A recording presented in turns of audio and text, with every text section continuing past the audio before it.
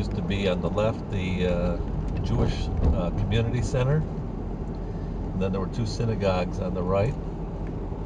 They're both now churches, of course.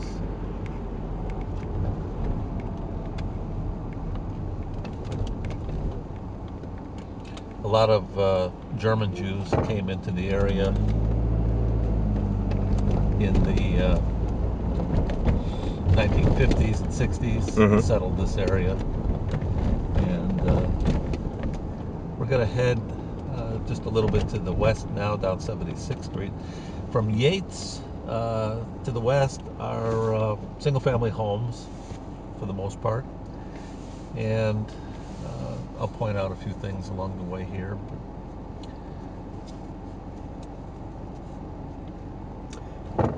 You had mentioned when we were starting to schedule this get-together that you've done some work with, what's his name, Bishop Delt?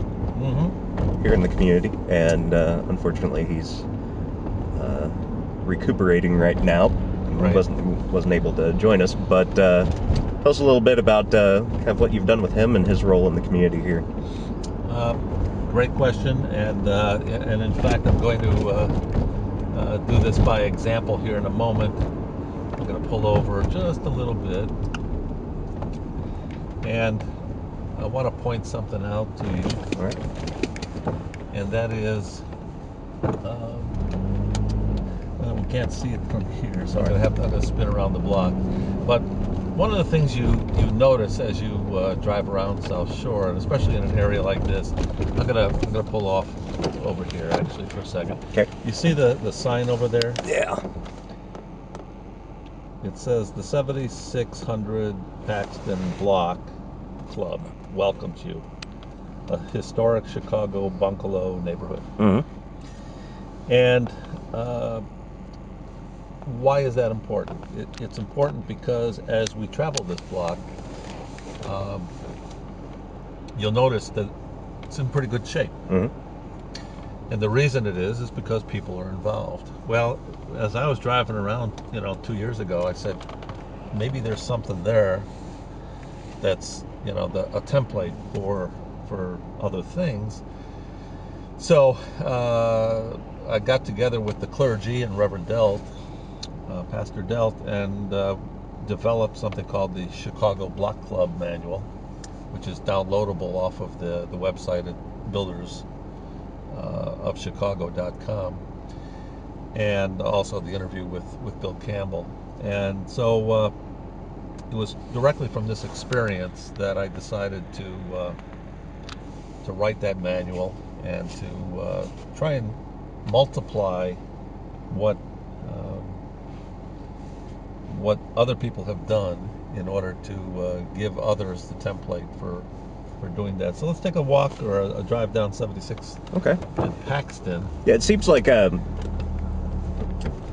especially on the south side, block clubs have been pretty prevalent. You see, I just remember we drove through, did drive through Chicago Lawn a few months ago, and just look at the quality. Yeah. And, and this is winter time. It's hard to tell that, how well the lawns are kept up, and sure, there's going to be the occasional unit that is in trouble, or somebody who lost. You have lost one to bankruptcy or what have you. But for the most part, these are people who care for each other, care for their block, and care for their own house, and want to make sure that nothing is happening untoward in the neighborhood. And they have beautification programs, they have anti-violence programs, anti-drug program, and all of that based on their common desire to see the area stabilize and to be a nice neighborhood to live in. And because of that, that's one of the great examples of a block of historic looking bungalows. That's you could find that in several neighborhoods. Well, like Oak Park, perhaps. Yeah. Here's another block here. This is Luella. just the next block over, another sign. Welcome to the Luella Block Club. Drive safely. Watch out for the kids. Don't litter. No loud music. No solicitation. And basically, they're saying, we're watching, and this is our block, and we're going to keep it nice. So if you're going to cause trouble, don't come here. And if you can multiply that, that's a cool thing, So that's why the Block Club Manual, working with the... so we were able to distribute that to not only through the churches, but also through